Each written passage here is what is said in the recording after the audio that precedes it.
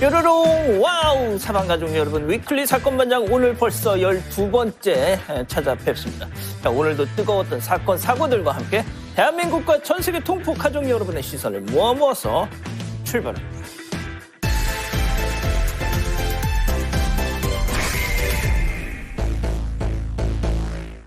자, 큰 화제가 됐던 사건 되짚어보는 사반 핫픽 시간입니다. 사반 핫픽 첫 번째는요, 디저트 환불왕입니다. 요거 특집 사장님께서 주신 제보였죠.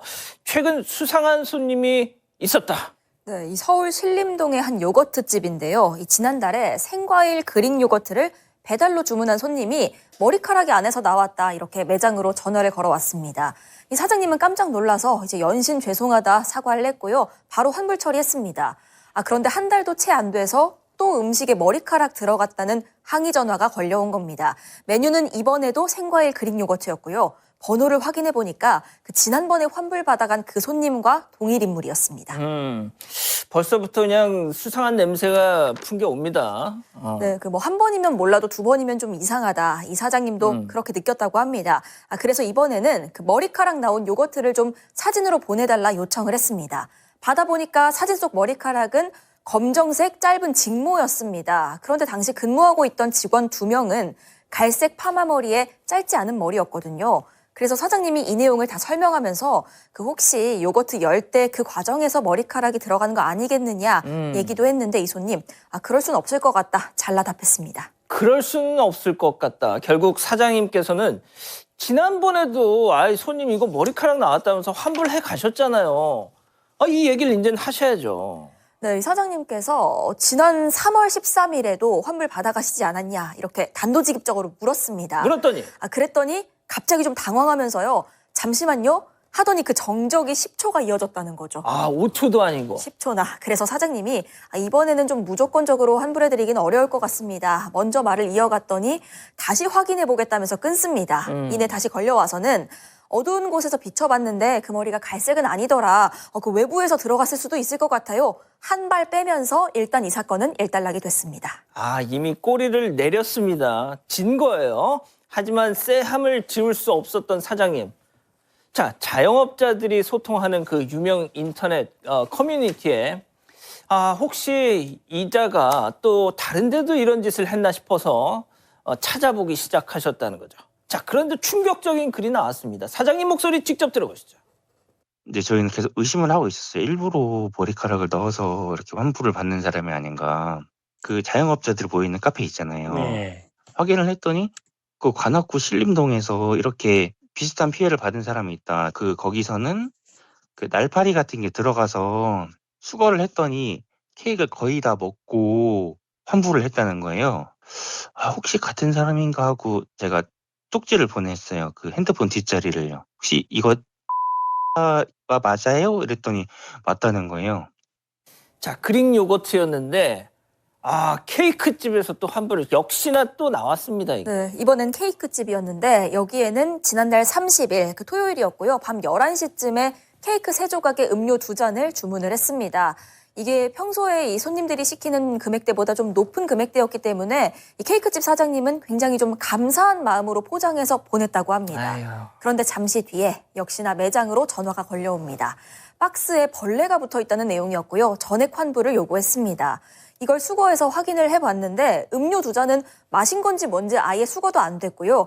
케이크도 거의 다 먹고 끄트머리만 남긴 채로 보내왔습니다. 이 손님이 벌레 사진을 찍어서 보내주긴 했는데 너무 가까이서 저렇게 찍어 보내서요. 이게 이 집 케이크집 박스가 맞는지 아닌지도 확인이 잘 안 되는 정도였습니다. 최소한 사진을 찍어 보내려면 이 집게 맞다라는 걸 약간 좀 풀샷으로 좀 찍어서, 그러니까 벌레만 딱 찍어서 보내면 이게 우리 집 박스인지 남의 집 박스인지 확인이 안 되잖아요. 그죠? 자, 이 믿기지 않는 이 이야기, 저희가 케이크집 사장님도 직접 통화를 해봤습니다. 들어보시죠.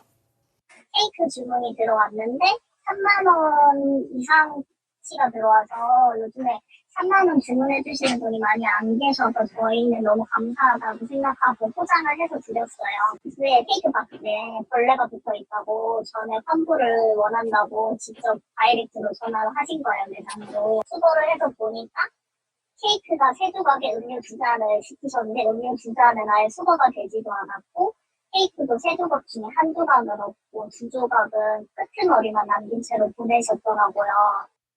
자, 슬슬 장현맨, 저희가 몇 번 소개해드렸지만 장현맨의 냄새가 납니다. 이 환불왕, 여기서 끝이 아닙니다. 요거트집, 케이크집이어서 또 나왔죠. 이번엔 마카롱집이었습니다. 이 마카롱집에는 오전 11시에 이제 주문을 했는데요.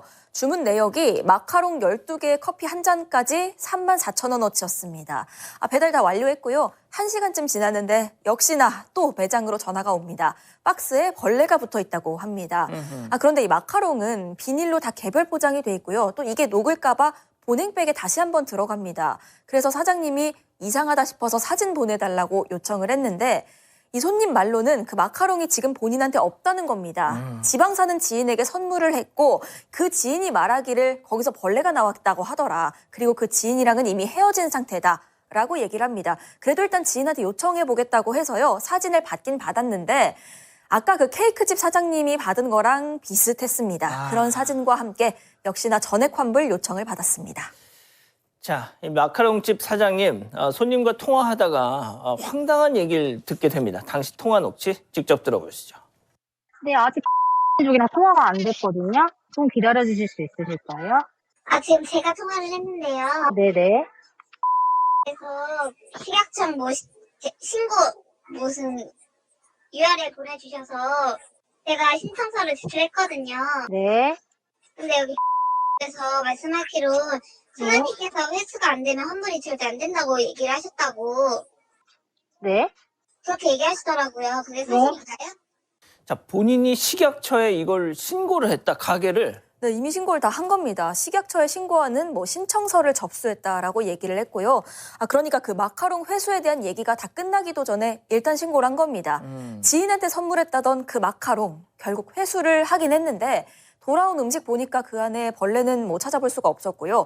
마카롱이 12개였잖아요. 그중에 6개만 돌아왔습니다. 그리고 같이 시킨 커피 한 잔도 이미 마신 건지 뭔지 회수가 안 됐습니다. 그래도 일단 받았으니 전액 환불 처리를 했고요. 이번에는 이 사장님이 손님을 사기로 고소를 했습니다. 그래서 나머지 사장님들도 참고인 조사를 받았다고 합니다.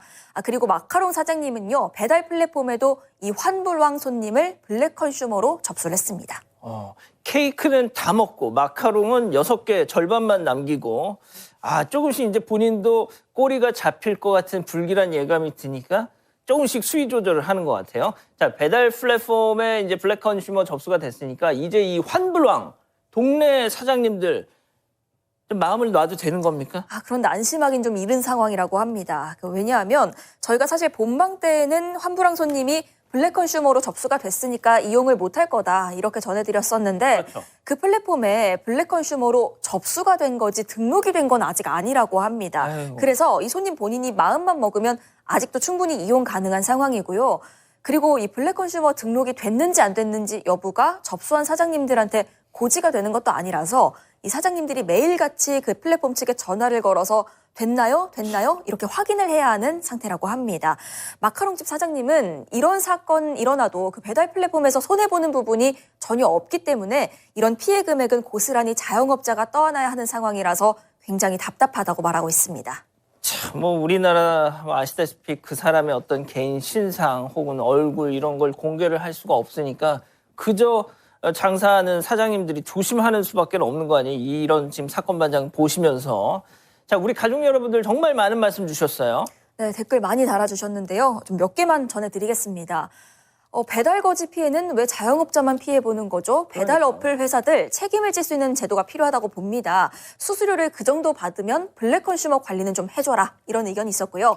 제발 엄하게 처벌 좀 해주세요. 가게 해보신 분들은 다 아실 겁니다. 이런 일 자주 일어납니다. 또 다른 분도 저도 가게 운영하는 사람이고요. 배달 거지한테 당한 적이 있기 때문에 토로해봅니다. 하셨습니다. 자, 본방송이 나간 뒤에 우리 사반 제작진이 마카롱 사장님하고 통화를 했는데 저 환불왕 비슷한 피해를 입은 사장님이 또 나왔다고 합니다. 예, 또. 자, 이 소비자의 권리도 중요하지만요. 이 악덕 소비자를 대하는 자영업자의 권리. 이거 누가 좀 지켜줘야 되지 않겠습니까? 이 배달 플랫폼이 됐든 어디가 됐든 말이죠. 자, 첫 번째 핫픽 이렇게 정리하고요. 두 번째 핫픽 이어갑니다. 자, 4반 핫픽 두 번째는요. 시아버지의 충격 고백입니다. 먼저 지난 방송 내용 보고 오시죠. 올해 결혼 5년 차인 30대 여성 김 씨. 최근 누구에게도 말 못할 고민이 생겼다고 하는데요. 바로 술에 취하면 성희롱을 일삼는 시아버지 때문입니다. 고민 끝에 이를 시아버지에게 털어놨지만 내가 언제 그랬냐라며 적반하장으로 화를 냈다고 하는데요. 시간이 지날수록 더 대담해지는 시아버지의 행동. 대체 이를 어떻게 하면 좋을까요? 자, 정말 몸서리치는 충격적인 제보 사연이었어요. 네. 자, 든든했던 시아버지. 며느리 사랑, 시아버지 사랑. 자, 그랬던 시아버지가 하루아침에 확 바뀌었습니다. 네, 그 30대 며느리인 사반 가족분이 제보를 주셨는데요. 일단 결혼 5년 차고 3살 난 아들이 있습니다. 이 시아버지가 정말 하나뿐인 내 편이었다고 제보자가 표현할 정도로 굉장히 좋은 시아버지였습니다. 예쁜 내 며느리 하면서 막 챙겨줬는데 그런 시아버지가 하루아침에 돌변한 겁니다. 시가에서 밥을 먹다가 남편이랑 시어머니가 잠깐 편의점에 갔는데 그 사이에 술에 취한 시아버지가 화장실에 갑니다. 그런데 나오면서 바지 지퍼를 열고 있었던 겁니다. 그래서 며느리가요. 아버님 남대문 열렸어요 이렇게 말을 했는데 며느리 얼굴을 똑바로 쳐다보면서 뭐 어때 너가 잠가주던가 이렇게 말을 했다는 거죠. 자, 며느리 입장에서는 이거 참 뭐 모른 척 할 수는 없고 이걸 알면서 뭐라고 하긴 민망하니까 어떻게 해서든 참 순화해서 말씀한 건데 저게 야 네가 잠가줘 이거 정말 자, 그 후에도 또 충격적인 이게 나왔죠. 네, 일단 이 며느리는 그 당시에 이거 좀 이상하다, 좀 쎄하다 이런 기분이 들어서 서둘러 좀 집으로 돌아갔는데 시아버지에게 전화가 옵니다. 그러더니 다짜고짜 너네 요즘 부부관계는 어떠냐 이런 질문을 던집니다. 여기서 부부관계라 하면 당연히 부부간의 성생활을 얘기하는 거예요. 그렇죠. 너무 놀라서 그게 무슨 말씀이시냐 이렇게 되물었는데 너희 시어머니한테 다 들었다. 너희가 요즘 부부관계 때문에 싸운다며? 라고 재차 질문을 하는 겁니다. 이 며느리는 당시에 당황해서 다급히 전화를 끊었다고 합니다. 실제로 시어머니랑 그런 얘기를 나눈 적이 있긴 한데 그 얘기가 시아버지 귀에 들어갈 줄은 그리고 그걸 또 직접적으로 물어올 거라고는 꿈에도 생각을 못했던 거죠. 하지만 이때까지만 해도 이 며느리는 우리 아버님이 술이 좀 과하셨나 보다 하고 애써 넘어갔다고 합니다. 자, 저기서 그냥 멈췄다면 저희가 이 아까운 시간에 사연을 소개하지도 않았을 텐데요. 하지만 시아버지의 추태 완전히 선을 세게 확 넘어가 버립니다. 네, 이 지퍼 사건 있고 얼마 뒤에 그 시어머니에게 좀 좋은 일이 생겨서 그 가족 식사 자리를 갖기로 한 겁니다. 그리고 제보자인 며느리도 어쩔 수 없이 참석을 했습니다. 그런데 여기에서도 시아버지가 역시나 만취를 해서 갑자기 귓속말을 합니다. 나 네가 며느리로 안 보인다 라는 내용이었고 그러면서 씩 웃었다는 거죠. 깜짝 놀라서 이 며느리가 바로 그 식당 화장실 가는 척하면서 자리를 피했는데 이 시아버지가 화장실까지 뒤따라와서는 여기 남녀 공용이니까 같이 들어가서 볼일 보자 이런 충격적인 발언을 내뱉습니다. 며느리가 말도 안 되는 소리 하지 마시라. 화를 내니까 씩 웃으면서 이런 말을 합니다. 너랑 연애 한번 해보고 싶은데 참 아쉽다. 화를 냈더니 시아버지는 웃으면서 장난이지롱 하고 넘어갔다고 하고요. 사실 실제로 한 말은 훨씬 수위도 높고 좀 충격적입니다. 그런데 저희가 이제 방송인지라 최대한 좀 순화해서 전해드리고 있는 겁니다. 농담 약간 이랬다는 거잖아요. 그 정말 입에 담지 못할 며느리한테 온갖 정말 음담패설을 해놓고 말이죠. 저희가 이제 보통 이게 별별 상담소에서 나갔던 사연인데 저희가 별별 상담소 사연 제보를 이렇게 해서 위클리 사건 반장에서 다룬 건 이번이 처음입니다. 맞습니다. 그만큼 워낙 충격적인 내용이었고 심지어 이게 지금 뭐 관련 기사가 10건이 넘게 타사에서 이렇게 나갔어요. 그만큼 이게 정말 상상도 못할 일이잖아요. 자, 참다 못한 제보자. 이거는 거의 시아버지가 아니라 거의 성희롱범이잖아요. 그래서 남편한테 털어놨다는 거 아닙니까? 네, 얘기를 했습니다. 정말 말이 안 통하니까 일단 집으로 돌아가서 이 남편에게 이 모든 일을 털어놨습니다. 그래서 남편이 화가 나서요. 곧장 아버지한테 전화 걸어서 따지긴 따졌습니다. 이 당시에 시아버지는 이제 술이 좀 깬 상태였는데 제보자 부부 향해서 제정신이냐 화를 냅니다. 어떻게 시아버지가 며느리한테 그런 소리를 하겠냐? 왜 사람을 바보로 만드냐? 아주 적반하장으로 화를 냈다는 거죠. 자, 다중인격의 소유자일까요? 자, 시아버지의 만행을 들은 시어머니의 반응이 제보자를 더 고통스럽게 했답니다. 직접 들어보시죠. 저한테 중간에 아버님이 사과한다고 하기 한 이틀 전에 연락이 오셨어요. 네, 어머님이 그러시더라고요. 아버지가 그럴 사람이 아닌데 왜 그랬는지 모르겠다. 너도 네가 없는 말 지어내는 것도 아는데 아는 건 아는데 자기도 어떻게 해야 될지를 모르겠다는 거예요. 자, 현실을 부정하고 싶은 건지 아니면 진짜 아니라고 생각하는 건지 참 궁금합니다. 둘 다일 수도 있을 것 같다는 생각이 드는데 그 이후로도 계속 이 제보자 탓을 합니다. 이 시어머니는요. 왜 시아버지 술주정 가지고 괜히 일을 키우냐. 며느리가 이 얘기 꺼낼 때마다 대체 내가 무슨 죄를 지어서 이런 취급을 당해야 하냐. 버럭 화까지 냈다는 겁니다. 신우이 역시도 이 사실을 알게 된 이후에 그 남편에게 사실 확인하는 전화만 한 통 걸었고요. 제보자한테는 뭐 전화 한 통, 문자 한 통 없다고 합니다. 자, 결국 제보자는 가출까지 했습니다. 집을 나갔어요. 어떻게 삽니까? 자, 그런데 이 3살짜리 아들이 눈에 밟혀서 이틀 만에 또 집으로 오셨다고 하는데 그 후에 시아버지가 결국 사과를 하긴 했다는데 어떻게 사과를 했다죠? 일단 일이 이렇게 커지니까 집으로 부르긴 불렀습니다. 사과를 하겠다면서요.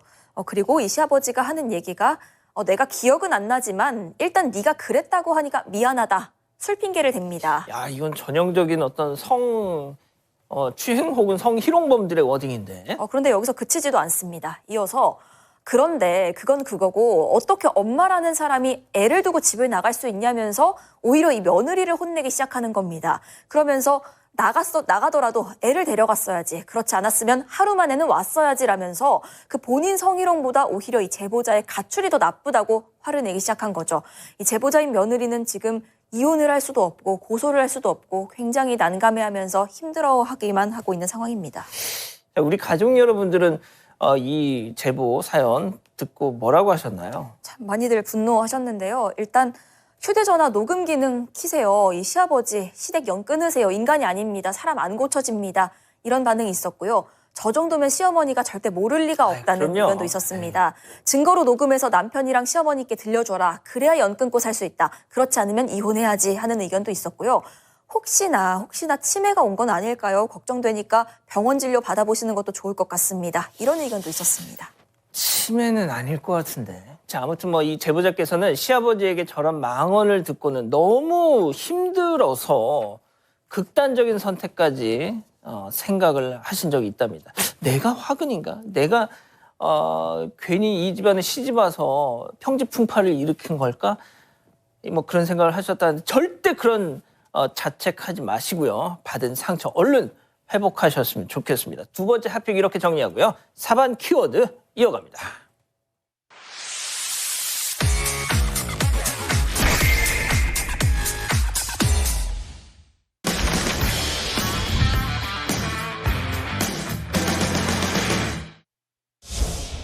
자, 가게로 학생들 저렇게 입장을 합니다. 우르르 지금 들어왔어요. 자기 집 안방 마냥 벌러덩 시작하죠. 저렇게 누웠어요. 야, 배고프지 않냐? 그러더니 자판기 다가가더니요. 털썩 주저앉습니다. 그래서 뭐 하냐? 물건 나오는 저 구멍에다가 팔을 넣어서 휘적휘적하죠. 자, 그런다고 나올 리 있겠습니까? 멍청한 녀석들이 머리 맞대봤자 뾰족한 수가 나오겠습니까? 결국 포기합니다. 잠시 후 저렇게 발에 난 상처를 벅벅 막 긁는데 갑자기 테이블 쪽에다 저걸 아유 진짜 이제 아니냐 테이블 밑에다가 좀 하고 또 의자 쪽에도 저렇게 뭘 묻힙니다. 아유 진짜 그러더니 자기 손에 묻은 것도 아주 책상에다가 저렇게 진짜 자판기 털려다 그만둔 건 알겠는데 테이블이랑 의자에 뭐 하는 짓일까요? 저게 지난 2일 새벽 4시 반쯤입니다. 경기 성남시에 있는 한 무인 커피숍인데요. 10대 정도로 추정되는 남성 2명 그리고 여성 2명이 들어왔습니다. 자판기에서 음료 절도를 막 시도하다가 잘 안 되더니 저렇게 앉아서는 자신의 상처에서 나온 피를요. 저렇게 테이블이랑 의자에 묻힌 겁니다.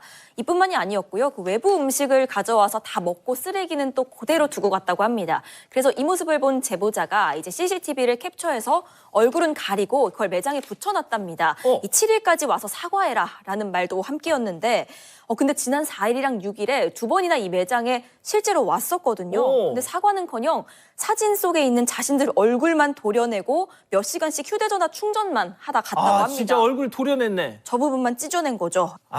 얘네들 아주 그냥 선수네요. 자기들 얼굴 나온 거 알고 그거 부분만 떡 떼어다가 보란 듯이 말이죠.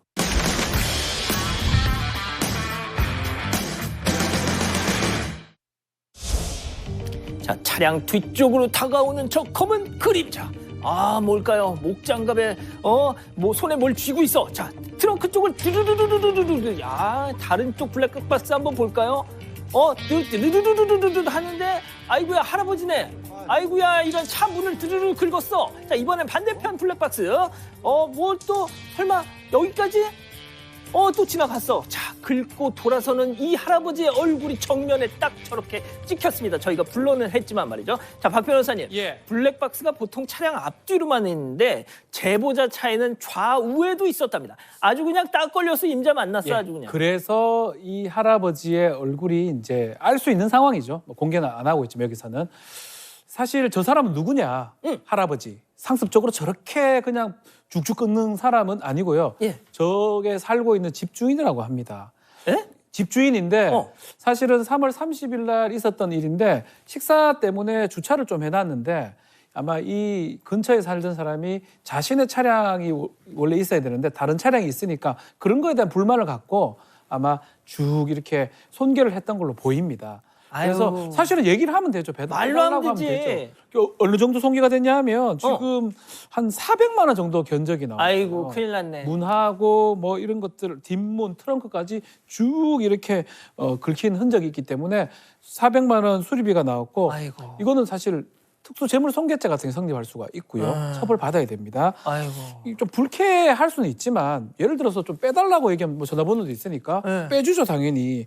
이런 게 좀 아쉽다 그러고 또 경찰 얘기 따르면 좀 할아버지 자주 저게 반복을 하는 것 같아요. 그래서 또 제보를 했다고 합니다. 아유, 그렇구나.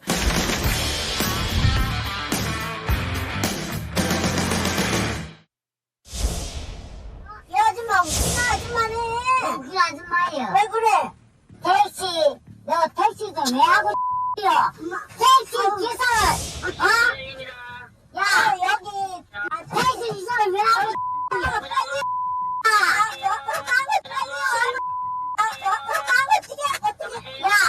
그래 엄마 택시 기사를 왜 하고 있어? 택시 미치겠어요. 야, 택시를 왜 하고 엄마 딴 나가서 하지. 택시를 왜 하고 여기 와주세요. 너 있잖아. 오트그를 사러 왔니? 오트그를 사러 왔냐고. 하지 마세요. 택시 기사를 왜 하고 있기는 너같이 대책 없이 취한 인간들 집까지 데려다 주려고 하시는 거지? 아이고 정말. 아이고. 아, 그러게 말입니다. 지금 보신 영상이요. 저 택시 여성 기사분이거든요. 기사분의 아드님이 사건 반장 가족분인데 제보를 하신 겁니다.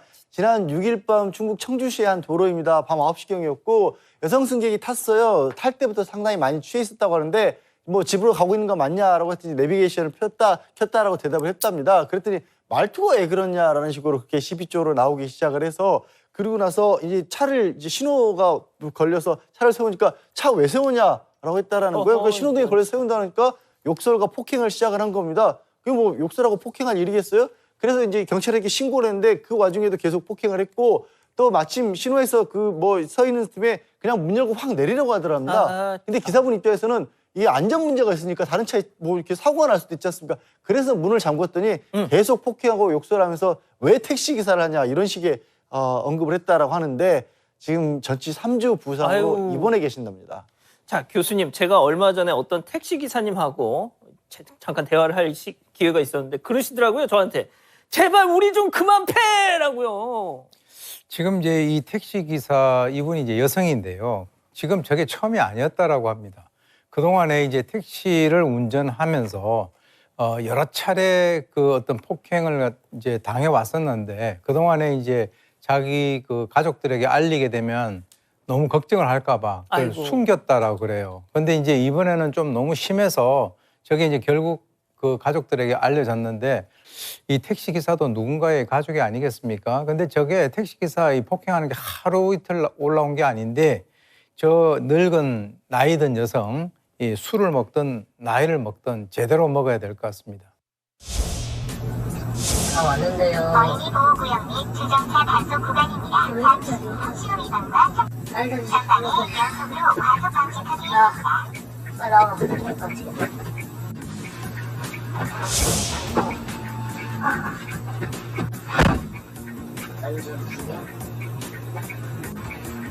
나왔어요. 40만. 저기까지 가면 43만 원.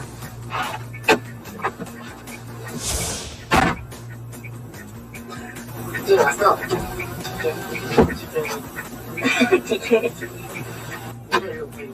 나 운전이.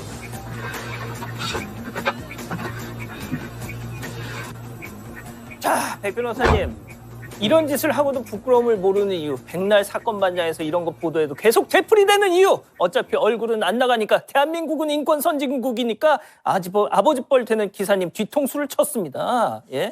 아, 근데 진짜 이거는 저도 너무 화나네요. 이 얘기 들어보시면 아마 시청자분들 굉장히 화나실 텐데 4월 7일이니까 이제 일요일 새벽입니다. 저희 40 몇만 원이 나오려면 굉장히 거리가 길어야 되잖아요. 전남 순천에서 경기도 안산까지 온 겁니다. 아이고. 청년 3명을 태우고 무려 320km를 태우고 도착을 하신 건데 시간도 새벽 1시 30분부터 5시 10분까지. 그러니까 새벽 운전을 해서 도착을 한 겁니다. 근데 저 3명, 아까 승객 3명의 친구라는 사람이 미리 마중을 나와 있었고요. 택시비를 계좌 이체하겠다, 뭐 이렇게 얘기를 했다고 합니다. 기사님이 택시에 내려서 아까 잠깐 내린 모습 보셨을 텐데 입금된지 확인하는 사이에 승객들은 전부 도망가 버렸고 대신 결제하던 친구도 돈 보냈다, 그리고 사라져 버렸다고 합니다. 뭐 확인해 보니까 당연히 택시비는 입금이 되어 있지 않았는데 뭐 다들 들으셨겠지만 제껴야지. 그러니까 저기는 처음부터 택시비를 낼 생각이 없었던 것으로 보입니다. 요즘에 택시 어플 있잖아요. 예. 어플 통해서 호출하면 뭐가 남나요? 전화번호가 남습니다. 맞습니다. 전화번호 남고 또 뒷좌석의 지문과 DNA까지 다 채취해놨기 때문에 범인 잡을 가능성이 매우 높다고 합니다. 그래서 일단 빨리 저셋 자수하는 게 일단 이 우선일 것 같고요. 이 제보자 입장에서는 정말 자식 또래 아이들이 이런 나쁜 마음 먹었다는 게 불쾌하고 정말 빨리 잡혔으면 좋겠고 무엇보다 다른 택시기사분들이 이런 비슷한 그런 예. 피해를 보지 않기를 바란다는 그런 입장을 밝히셨습니다. 알겠습니다.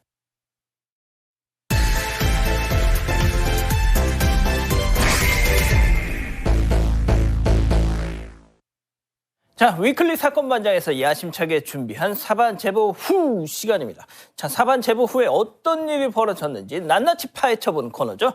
자, 첫 번째 제보 후 태어난 지 8일 된 신생아에게 발생한 끔찍한 사건입니다. 먼저 지난 방송 내용 보고 오시죠. 산후조리원에서 신생아 낙상 사고를 당했다는 피해자 어머니가 국민동의 청원글을 올렸습니다. 생후 8일 된 아기를 크게 다치게 했는데 관련자들은 혐의 없음 처분을 받았다며 억울함을 호소했습니다. 무슨 일이 있었던 건지 알아봅니다. 경기도 평택에 있는 한 산후조리원에서 있었던 사건입니다. 제보자가 출산한 지 8일째 되던 날이었습니다. 그런데 갑자기 그 산부인과 담당 의사랑 조리원장이 아기를 안고 방으로 들어옵니다. 그리고 이 제보자에게 하는 얘기가 아기가 혼자 꿈틀거리다가 높이가 80cm 정도 되는 기저귀 교환돼서 떨어졌는데 아기를 잡긴 잡았다. 그런데 바닥에 살짝 쿵 했다. 혹시 모르니까 근처에 있는 종합병원 가봐라 라고 얘기를 합니다. 아기가 혼자서 막 움직이다가 살짝 콩, 그게 아니었잖아요.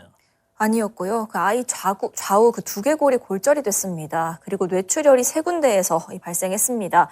그래서 본방송 나갔을 때에도 굉장히 많은 사반 가족 여러분들이 어떻게 조리원에서 이럴 수가 있냐, 그리고 또 수사 결과는 또 어떻게 이렇게 나올 수가 있냐 많이 공분을 했습니다. 네, 맞아요. 저희가 본방송을 할 당시에 사건 관계자 3명 중 2명이 이제 무혐의 처리가 됐고 아기를 떨어뜨린 사람만 경찰이 보완 수사 중이었습니다. 그러니까요. 이 본방송 나가고 나서 수사에 좀 변화가 있었으면 좋겠다 했는데 지금 상황 좀 변화가 있나요? 네, 있었습니다. 지금은 사건 관계자 3명 모두 보완 수사 진행 중이라고 합니다. 이게 단정을 지을 수는 없지만 일단 네. 다시 들여다본다니까 맞아요. 어쨌든 좀 다행이긴 하네요, 일단은. 네, 저도 그렇게 생각하는데요. 그 피해 신생아 부모님을 직접 뵙고 왔는데 사건 당일 상황부터 직접 들어보겠습니다. 저한테 왔을 때는 잠들어 있었어요. 그러고 나서 제가 종합병원으로 그냥 엑스레이 찍어보자고 가자고 했는데 거절을 당해가지고 119를 타고 대학병원으로 이동하는데 그때 애기 왼쪽인가가 좀 부었단 말이에요. 그래도 만약에 그렇게 심하게 다쳤으면 바로 대학병원 가자고 얘기했겠지. 대기를 하는데 애는 계속 울어요. 근데 CT 찍어야 되니까 먹이지 말라고 금식시키라고. 근데 하루는 먹이니까 2-3시간이면 바로 먹어야 되거든.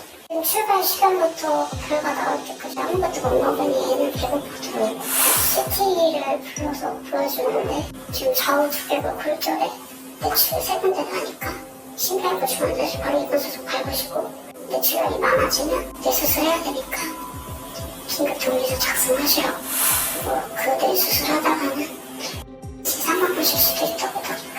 크로서마다 딱 뒤돌아서 조리환자 보면서 CCTV 되죠? 이렇게 얘기했어. 살짝 쿵했다면서요? 이렇게 소리 질렀어 그때. 살짝 쿵했다면서요? 그러면서 울면서 소리 질렀던 것 같아. 야, 진짜 이 아기들은 말이죠. 머리만 이렇게 흔들려도 그 큰일 나는 거. 근데 세상에 이렇게 쿵 했으니 그래서 숨질 수도 있었다는 거 아닙니까? 맞아요. 자, 얼마나 긴박한 상황이었는지. 자, 지금 제일 중요한 거. 아기의 현재 상태. 근데 다행히 엄청 잘 자라주고 있는데요. 근데 의사 소견에 따르면 이게 5살 이후에 후유증이 좀 발생할 수 있다고 해요. 그래서 부모님도 계속 걱정하면서 좀 지켜보고 있는 상황이라고 합니다. 그럼 일단 별탈 없이 자라고 있다니 다행이긴 한데 네. 앞으로 조금만 이상해도 부모가 얼마나 덜컥하겠습니까? 맞아요. 그 부모님께서도 이제 아기가 워낙 잘 자라주니까 기특하고 고마운데 한편으로는 계속 불안한 마음이 있다고 합니다. 왜요? 이 아기가 코피를 조금 자주 흘리나 봐요. 이 인과관계를 당장 입증할 수는 없는 상황이라서 단순히 이제 아기 코 점막이 약한 건지 뭐 아이가 코를 판 건지 뭐 사고 후유증인 건지 이게 불안하다고 하시더라고요. 머리를 다쳤는데 코피를 자주 흘린다. 자, 이 모든 사건을 일으킨 산후조리원 관계자들 죄송합니다. 사과는 했답니까? 당연히 없었습니다. 뭐 방송 나가고 나서도요. 뭐 연락 한 통 없었다고 합니다. 너무 무책임한 거 아닐까요? 아까 전에 어머니 말씀 들어보니까 그 대학병원 가서도 상황이 굉장히 긴박하게 돌아갔던 거잖아요. 맞아요. 이게 더구나 코로나19 시기라서 면회조차 어려웠는데요. 자세한 내용 직접 들어보겠습니다. 높은 데서 떨어진 바람이 이렇게 되기는 힘들어요. 이렇게 하는 거. 그런 다음에 이제 막 애기한테 이제 머리 붙이고 막 혈관 잡으려는데 애는 울고 막 난리가 없었는데 그때도 이제 신생아라 이 손싸개를 하고 있는데 그걸 다 비키고 해야 되니까 지 얼굴 이렇게 긁어서 아직도 그 사진이 있는데 근데 그러는 사이에 또 모시고 들어가서 경찰 와버리고 조리 현장은 분리됐고 입원을 시키는데 면회가 안 돼요. 코로나 시국이라 볼 수가 없대고 그러면은 한 번만 사진 한 장만 찍어다 주시면 안 되냐 그래가지고 그 사진 그때 입원 당시 사진 그거 보고 애기 입원시키고 나서는 한 달 동안은 무소식 이소식이었어요. 그때는 그냥 진짜 집에서 그냥 쇼파에서 앉아가지고 계속 데리고 그 당시 때는 진짜 그랬어요. 차라리 병원에서 올라가는 게 그게 낫겠다. 잘 있다는 거니까 그래도 잘 버텨주고 있다는 거니까 그런 거겠어요. 자, 지금 얘기를 들어보니까 어머님은 살짝 콩 했다는 그 조리원 측의 얘기를 믿었던 것 같아요. 자, 네. 그런데 의사 선생님 얘기는 완전 달라. 그러니 얼마나 충격이셨겠어. 맞아요. 그 의사 선생님이 이렇게 딱 이렇게 높은 데서 떨어지지 않는 이상 이렇게 될 수 없다라는 말을 들었을 때도 너무 정신이 없어서 그 조리원장한테 따질 생각을 못 하셨다고 합니다. 근데 아기 입원시키고 집에 가는 길에 약간 뭔가 이상하다는 생각이 들었대요. 그래서 집에 오시자마자 그 신생아 낙상 사고 사례들을 전부 찾아봤다고 합니다. 그럼 쭉 봤을 때 뭔가 공통점이 나왔나요? 네, 있었다고 해요. 그 증상이요. 다 똑같은 뇌출혈의 그 두개골 골절이었던 겁니다. 이때부터 산후조리원과의 분쟁이 시작된 겁니다. 그 배신감. 와, 참. 자, 이 사건 당시 CCTV 전체본을 보면 네. 뭔가 뭐 맥락이 잡힐 것 같은데 말이죠. 그러니까요. 근데 당시에는요, 그 아기한테 온 신경을 쏟고 계실 때고 그 무엇보다 조리원 측 말을 믿은 거죠. 그래서 경찰 측에서 CCTV를 보여줄 때도요, 전체본을 처음에는 다 볼 생각을 못 하셨다고 합니다. 그래서 그때는 저희 본방에서 공개한 딱 사고, 당시 그 부분만 보셨던 건데, 그러다가 이제 수사가 너무 길어지고 하니까 CCTV 전체본을 받아야겠다는 생각이 들어서 행정소송을 하셨다고 합니다. 했는데요. 그런데 그것도 각하가 됐다고 해요. 그렇게 해서 어쨌든 받긴 받으신 건가요? 네네, 지금은 받으셨는데요. 이것도 이제 행정소송은 각하가 돼서 담당 변호사가 경찰서에 재요청을 해서 결국 올해 초에서야 받으셨다고 합니다. 뭐 그나마 다행이라면 다행인데 사건이 2022년 7월에 발생한 거니까 CCTV 전체본이 이 어머니 손에 도달한 거는 1년하고도 6개월이 지나서죠? 네, 맞아요. 정말 힘들고 복잡한 그 과정을 지나서 겨우 CCTV 전체본을 받은 아이고. 건데요. 그런데 이 CCTV 전체본 내용, 그 맥락이 더 충격적이었습니다. 직접 들어보겠습니다. 그러니까 피해자 부모니까 우리 애가 어떻게 다쳤고 그 전후 처리를 어떻게 했는지를 알아야겠다 싶어서 그거를 달라고 하는 건데 이게 지금 진행 중인 사건이라 안 되고 또 정보 공개법에 CCTV에 나오는 다른 아기들이나 그런 거기 간호사들이 나오면 안 된다. 그래서 그런 부분들을 이제 저희도 따로 행정소송을 따로 진행을 했는데 결국에는 올해 이제 1월 말인가 2월에 받게 됐어요. 근데 그걸 받기 전에 올해 한번 그 경찰서에 가가지고 CCTV 원본을 처음부터 끝까지 다 봤어요. 근데 그 앞뒤 전후가 너무나도 달랐고 대개는 그 당시 때 긴급동의서를 미리 쓸 만큼 매출량이 늘어나면은 바로 수술이 들어갔고 이렇게 좀 긴급한 상황이었어가지고 화내고 따지고 그거 보고도 할 겨를도 없었어. 법의 심판만 기다렸는데 이런 결과를 주니까 도대체 뭐 때문에 그런가 싶어서 CCTV를 처음부터 끝까지 보게 됐고 그러면서 전후 상황이 어땠고 저한테 어떻게 알려줬고 했는지를 정말 정확하게 알게 된 거죠. 그렇게 사건 발생 1년 반 만에 마주한 진실. 피해 아기 부모는 또 한 번 무너질 수밖에 없었습니다. 애기가 계속 울고 있었어요. 엄마들은 알잖아요. 그 CCTV가 잘 보이지 않아요. 다 신생아들이기 때문에 애기들이 잠잘 때는 입을 다물고 있고 뭐 말을 할 수 있는 것도 아니고 근데 그 CCTV를 보면 저희 아이는 그 사고 나고부터 저한테 알리기 전 그 30분 동안 계속 입을 벌리고 울고 있었단 말이에요. 계속 울고 있었어요.